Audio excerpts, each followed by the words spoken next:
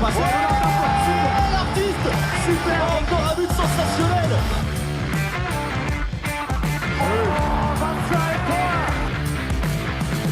That's a brilliant bit of follow-up play by Mahe. Oh my goodness me, what a shot. Sagosen setter det hen! Han setter den! De i semifinale igjen!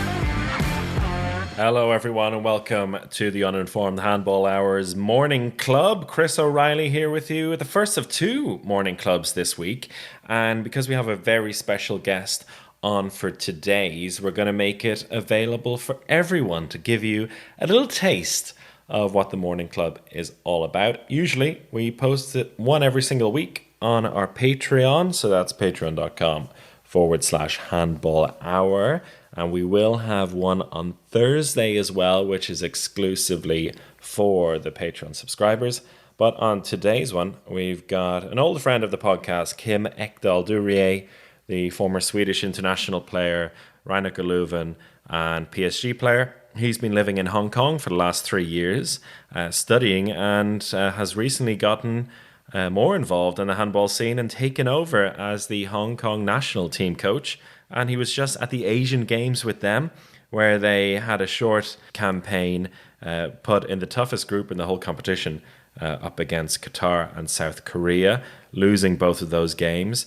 But the Hong Kong team in general is a very interesting topic, which is a team full of players who are really doing it for the love of the sport, which I think a lot of us who are involved in this podcast and listen to the podcast can identify with. So Kim, just after getting in the door, after arriving back from the Asian Games in China, had a chat with me this morning about the experience, about his life in Hong Kong and how it is in the handball scene over there. There you are. Here we are. Okay, worked out. Kim. Spot on. I just walked in like 20 minutes ago or so. Nice. That's good to see you again. You must be exhausted. I'm fine. I mean, it was a pretty late night. We stayed up playing board games until like in the morning, and then we took off at 7 to go to the airport. Okay. But I mean, it's fine. It was a quick sort of in and out. We were only there for 4 or 5 days, so. Yeah, I mean, we could jump straight in. We can talk about that, because you're just back from China and the Asian Games. And yeah, first of all, it surprised me. I thought you would have been playing some at least consolation round games or placement games. Yeah, actually, they've had that sort of format to the Asian Games previously. I think actually this might be the first time that they didn't have any sort of placement games on there, which was to the big disappointment of my team, because like normally whatever competition they play or we play now, I mean, they know that they're not there to win something. So it's mostly sort of play the group games, maybe have 1 or 2 nice games against like bigger, more impressive opponents, and then sort of play for the whatever 8th, 9th, 10th place or so. But and I think it was on there originally this time. And then sort of, as they released the schedule, we just sort of found out that, no, there's nothing. And I mean, our draw was, put us with Qatar and South Korea. So yeah, that's one hell of a draw to be put in. Like looking at the other groups, it seems you really got the group of death there in that regard. Also, because you as Hong Kong have done pretty decently in these tournaments over the last few years. So it seems like you were shafted a little bit. So when you saw that group and realized it was more than likely just going to be those 2 games, what was the approach to it? Was it kind of like, well, we've got nothing to lose here, guys? Yeah, I mean, the team, they were really disappointed. Me, maybe I didn't really have much of an opinion, but I mean, it would have been cool to have like one of the groups, I think we would have played like Kazakhstan or Uzbekistan for sort of a possible second place in that group. Yeah. And those are teams that sort of normally are more or less at our level. So, I mean, that would have been really cool to sort of know that there is actually a possibility to move on. Last time they moved on to the main round last time, but they were in a group with I don't know if it was South Korea and then Indonesia and Hong Kong. So that was a bit more of an easy draw. I think they beat Indonesia by like 25 goals that time. We could take it back a little bit, maybe, and I think a lot of people intrigued to how it all came about, and you coming to be the coach of the Hong Kong team. I know you've been there for a few years now. How long have you been living there? Yeah, I've been here for 3 years, sort of. Yeah. And so you went there to study originally. I guess life is treating you very well there. I mean, how is life for Kim Ekdahl du Rietz in Hong Kong? I think I'm living my maybe so far most happy life. I mean, I was never unhappy, but like before I was sort of, yeah, it was a good life, but like now it's feels richer in a way, somehow. So life is good. And yeah, exactly. I came 3 years ago to study, and I still am studying. So okay, and what is it about it that seems to fit you so well? good question. I mean, maybe it's partially that I at least imagined that my future would never be sort of only focused on handball. So handball was more maybe of a temporary project that eventually would come to an end. So maybe sort of the lacking of long-term goals and perspective in that sense. And I think now that with my studies and life in general, I have more of a vision into the future. I mean, no one knows what's going to happen, right? But like at least the feeling of having something more long-term than just sort of this season, next season, this contract, and then who knows how long I'll play. So that changes a lot. Tell us about what you're studying. What's the focus of your studies these days? Yeah, so basically, the program now is called the Master of Public and International Affairs. Mm-hmm. So it's a lot of sort of international relations, relations between countries, etc., which I find extremely interesting, and also, yeah, it's stimulating in that sense, and then sort of having side projects like now this handball thing as well, and it feels like rich in the sense that there are, not only one thing, but many things that really just feels right. That must be particularly interesting doing it in Hong Kong with the international relations. How is life in that sense? Because it seems like, I know some people from Hong Kong based over in Europe now, and of course the way they talk about life there and the feeling of home there is quite different to what we experience particularly as Europeans. What is it like for you there, also being involved in the education system? To begin with, I think it's an interesting time to study sort of international relations and related subjects in general nowadays.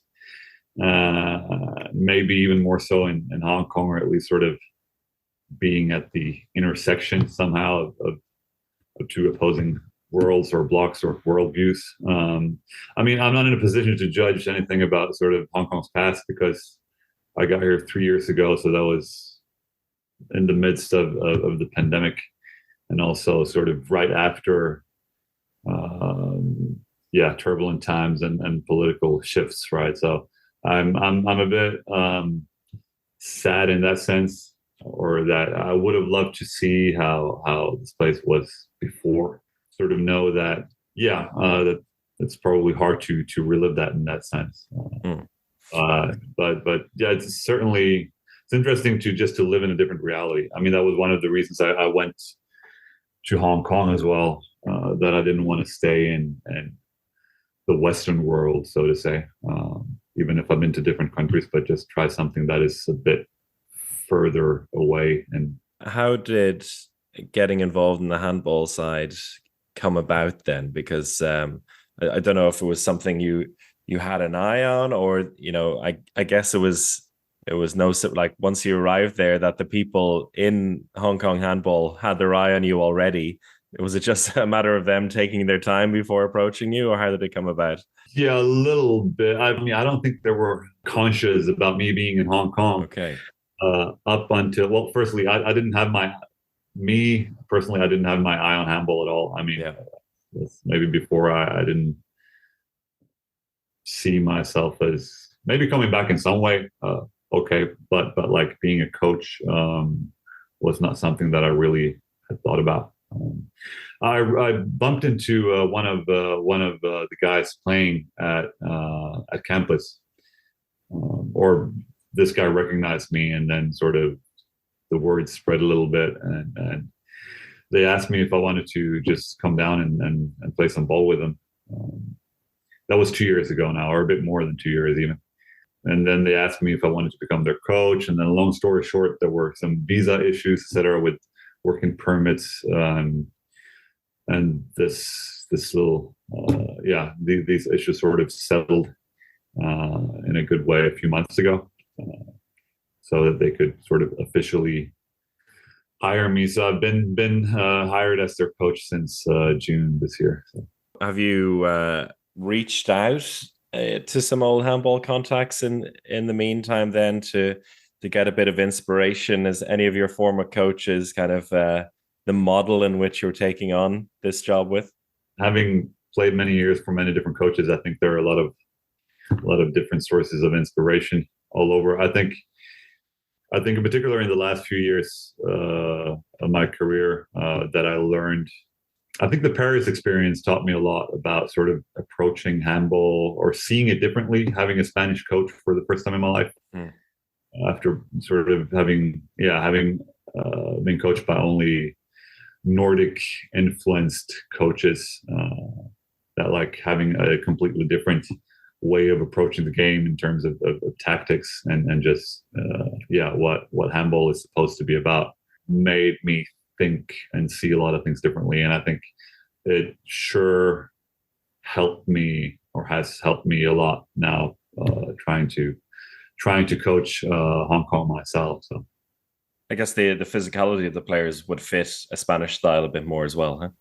I don't know. The physicality of the players wouldn't fit any style, I think. Okay. And that's what they keep going on about themselves. I mean, they're well aware of their size limit. I think, I don't know what the average weight might be, but like 70 something. Okay, wow. And I saw some stats from the Bundesliga recently. Sort of average weight was 96 or something. Yeah, I think the whole team would be among the lightest player. And I mean, that is interesting because how you approach the game when you realize that just sort of this physical, the basic fundamental thing that everyone in Europe sort of has more or less, just is not there when you realize that, like, shooting the ball when you're, I don't know, when you got 70 kilos to put behind it, your arms are shorter, etc. That, it's tough. And that's interesting because you got to twist and turn and think a lot about how to sort of make things work somehow. Yeah. Are most of the guys, or all of the guys, based in Hong Kong? Yeah, all students or working in something else. It's very much like a labor of love style approach for the team. Yeah, exactly. I mean, most of the guys, I think maybe half of them, they're still studying. The other half is a bit older. And handball in Hong Kong sort of exists within this framework of university. Mm-hmm. A lot. Once you graduate, there is a league, but the teams, they practice one time a week, I think. Most of the games are outdoors. But most of the games, the guys on the team, they don't have like full-time 9-to-5 jobs. Mostly because they want to at least try, like giving this passion of theirs, which is handball, sort of a decent try, because otherwise working life in Hong Kong and then sort of taking the bus or the metro to, I don't know, whatever locations we might be having our practices at after work is sort of hard. So most of the guys, they are coaching school teams or whatever themselves. Okay. Yeah. Right, so these guys sound like maybe it's a bit more of a labor of love. It's a real, like, they're throwing a lot into this, which I guess a lot of responsibility for you as well. I mean, I don't know, but it's definitely very motivating as a coach, or motivating. But I mean, it's in terms of attitude and those parts. I mean, these guys, they just want to go out there and give it their best, and then they see how far it will take them. But it's touching in a way for someone who has lived like my handball life has always been about like winning the games. And I mean, it's rare that you ever sort of get beaten by 10, 15, 20 goals, right? But for these guys, it's like every single, like if we lose by 10 instead of 15, they're going to fight for every single goal, which is, it's very nice to see. Coming up next is the Asian Championship in January. I guess the team is involved in that as well. I can't see any group draw for that, but that's going to be in Bahrain, right? Yeah, exactly. The draw, I don't know when the draw is going to be taking place, but Hong Kong is going to be there. Okay, so it's already straight into preparing for the next big one. Hopefully. We'll see, because my this first time contract of mine was sort of tied to the Asian Games, and runs until end of October. Because normally, handball in Hong Kong, they don't have much funding or whatsoever. I mean, I don't do it for the money either, but I do need some sort of recompensation to sort of take the time investment, etc. Sure. So basically, when there are bigger international competitions coming up, so like in this case, the Asian Games, there are a lot of government grants and funding that comes in to sort of hire external resources to help you prepare for the competition. Like not only handball, but a lot of sort of fringe sports as well. So they applied for the funding for the Asian Games, and then now we'll see what's going to be in the continuation. But yeah, I mean, I would love to continue. I think the guys would want me to stay on as well. And I think there are other possibilities of having different or similar solutions as well. But yeah, otherwise it's straight into the preparation. I mean, we got preparation. We have 3 or 4 months, and hopefully there are more games to play in January. So, has the experience this past week in China changed any kind of perspective for you now that you've kind of firsthand seen your guys in action against these top teams? I mean, I was keen on continuing sort of pushing them forward in any case, but these 2 games, the past 2 days, has definitely just reinforced this feeling of mine. It was, in particular, the first game. I mean, it was my first game as well as a coach, which is of course very, very different. But I was touched by sort of just the guys in general, and having this bunch of friends from Hong Kong who just play handball because they love it, knowing that they're going to get badly beaten, sort of, but still being out there and just playing against Qatar and Korea. It has definitely made me more keen on it. Kind of realistically speaking, the performances actually, at least on paper, because I haven't been able to see them, but they look pretty decent. I mean, for a team like that against these powerhouses, so to speak, keeping them under 40 goals, that first half performances look pretty good. Yeah, I mean, comparing to a few years back, even though I think Qatar and South Korea might have been a little bit better a few years back, I'm not sure. I'm not in a position to tell, but at least so I've heard a little bit. But I mean, I'm at least with the first game, I'm very happy. The team, all the guys around, etc., they're extremely happy about the result. I'd say last time they got beaten by 49-14, a few years back. And I mean, this time it was 36-18. And in the second game against South Korea, I think it was 14-32. So it was an 18-goal margin in both games. The Korea game, however, was, we're all fine with the result, but the first half was pretty catastrophic. In the second half, we led the second half by 1 goal up until the 15th minute or so, which is, I mean, of course, is easy to say. I know how it is to be on the other side. You don't really win a sort of like a 10 or 15-minute period, but being on this other side for once, it's like, oh wow, like these 15 minutes actually, like, if we do this 4 times, we've got a chance. Exactly. And I mean, I feel you. I've been there. I mean, I told the guys before as well that sort of, okay, against Qatar, I didn't have any hope whatsoever. I think we could have played them a million times. Maybe with a little bit of luck, maybe we could win 1 out of 1 million, sort of, maybe. Against South Korea, I mean, of course, it's maybe it's just me dreaming, but I was like, maybe, like if we play the best game we ever play, and they have this day like they have 1 in 10,000 times. I mean, it's probably never going to happen, but somehow I couldn't rid myself of this little bit of hope. It's the hope that kills you, Kim. Maybe, or keeps me alive. I mean, it made this South Korea game all the much better for me. Like, and it made me all the much more disappointed at halftime as well when we sort of, we're going to top that. But yeah, I mean, yeah, we had two against Qatar. We had like a 10-minute period where we lost with 11-1. Yeah. South Korea, same thing with 9-1 or 10-1.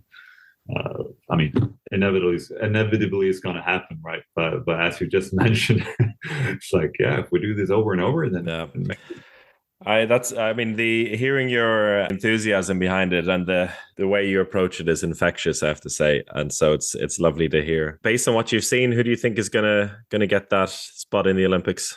Honestly, I haven't seen much. I mean, even as a player, Qatar and South Korea, I rarely played those teams. Didn't really watch them play either. Now here in Asia, I haven't seen any sort of national team handball in that sense in the past few years. I just know that my players, they are quite convinced. I think that it's going to be a battle between Qatar and Bahrain. Okay, yeah.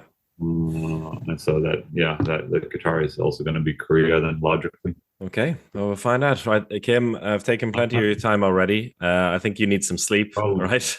Nah, I'll stay on, go out for a coffee. Okay. A little later. But thanks so much for your time. A pleasure to talk to you again. And hopefully everything keeps working out and you're still involved with the team. It's going to be a pleasure to see how they get on in January as well. Thank you. Kim.